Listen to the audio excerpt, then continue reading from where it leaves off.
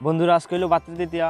এই ভাতৃদ্বিতীয়া কেন পালন করা হয়, এটার মূল উদ্দেশ্য কী এবং কখন পালন করা হয়, এই নিয়ে আজকের ভিডিও।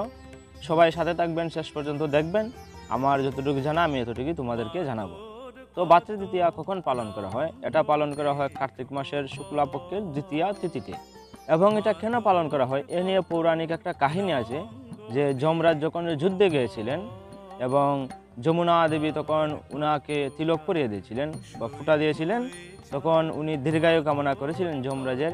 আর সেই যুদ্ধে যমরাজ বিজয়ী হয়েছিলেন। তার জন্যই এই উৎসব আমরা বছর বছর পালন করে থাকি। এই উৎসবের এই ভাতৃদ্বিতীয়ার মূল উদ্দেশ্য হলো আমাদের বোন যারা আছে আমাদেরকে ফুটা দিয়ে ঈশ্বরের কাছে আমাদের দীর্ঘায়ু কামনা করে, আমাদের স্বাস্থ্য যাতে ভালো থাকে এই কামনা করে, আমাদের যাতে শুভমতি আসে সেই কামনা করে। আর আমাদের ভাইদের কি কর্তব্য? আমাদের ভাইদের কর্তব্য হলো যাতে আমাদের বোনের কোনোদিন কোনো বিপদ না আসে সেই দিকে সবসময় নজর রাখা। আর এর মধ্যে আর একটা গভীর তত্ত্ব লুকিয়ে আছে। এই তত্ত্ব হলো শুধু আমাদের বোনদেরকে রক্ষা করলে হবে না, এই বিশ্ব চরাচরের যত নারী আছে সবাইকে বোনের নজরে, মায়ের নজরে দেখতে হবে। এখন অনেকে ভাবে তাহলে বউ বা স্ত্রী, স্ত্রী জিনিসটা আলাদা। স্ত্রী মানে তোমারই শরীরের অর্ধেক অঙ্গ। এখন তোমার ব্যাপার যে তোমার শরীরের অর্ধেক অঙ্গকে তুমি সুরক্ষা প্রদান করবা নাকি মানুষের সামনে বিলাই দিবা, এটা তোমার ব্যাপার।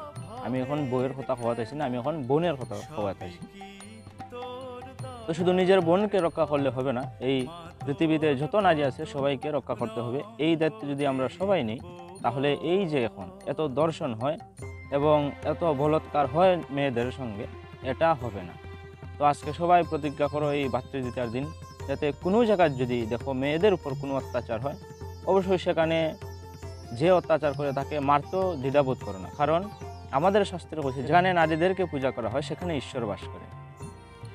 আর বেশি কিছু বলে লাভ নেই।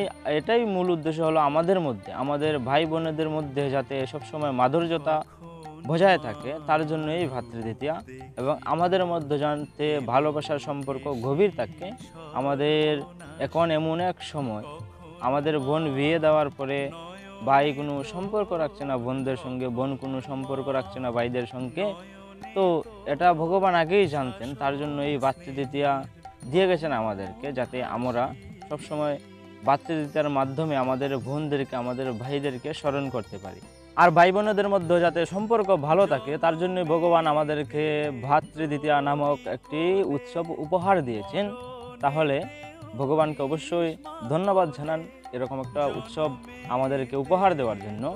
আর একটাই কথা বলবো, এই ভাতৃদ্বিতীয়ার দিন তুমি যে প্রতিজ্ঞা করবে যে তোমার বোনকে সদা সর্বদা রক্ষা করবে, আর তার সঙ্গে আরেকটা প্রতিজ্ঞা করুন এই বিশ্ব চরাচরে যত নারী আছে সবাইকে রক্ষা করুন। আর আমরা সবাই যদি এই প্রতিজ্ঞা করি তাহলে আমরা আস্তে আস্তে সমাজকে শুধরাতে দেখব এবং সমাজে শান্তি ফিরে আসবে। কারণ আগেই বলেছি যে যেখানে নারীদেরকে পূজা করা হয় সেখানে ঈশ্বর বাস করেন, আর যেখানে ঈশ্বর বাস করেন সেখানেই শান্তি। তাহলে অবশ্যই এই ভাতৃদ্বিতীয়ার আনন্দ উপভোগ করুন নিজের বোনদের সঙ্গে। এবং যাদের ভাই নেই তাদের জন্য আমি আছি অবশ্যই পাশে। আমার সঙ্গে প্রেম সে বলো হর হর মহাদেব। আর সবাই ভালো থাকবেন, নিজের খেয়াল রাখবেন। বাই।